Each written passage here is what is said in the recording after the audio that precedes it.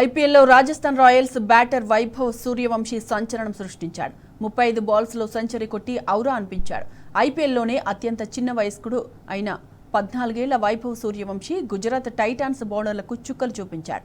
వరుస 4లు, 6లు బాదుతూ Chris Gayle తర్వాత IPL చరిత్రలో రెండో అత్యంత వేగవంతమైన సెంచరీని నమోదు చేశాడు. దాంతో గుజరాత్ నిర్దేశించిన 209 పరుగుల లక్ష్యాన్ని రాజస్థాన్ ఆడుతూ పాడుతూ సాధించింది.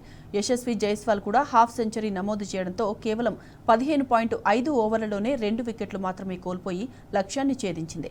ఈ క్రమంలో వరుసగా 5 ఓటముల తర్వాత రాజస్థాన్ రాయల్స్ టీంకు విజయం దక్కింది. అటు వైభవ్ సెంచరీతో ఆయన స్వగ్రామంలో అభిమానులు సంబరాలు చేసుకున్నారు. కేక్ కట్ చేసి పటాకులు కాల్చి తమ సంతోషాన్ని వ్యక్తం చేశారు.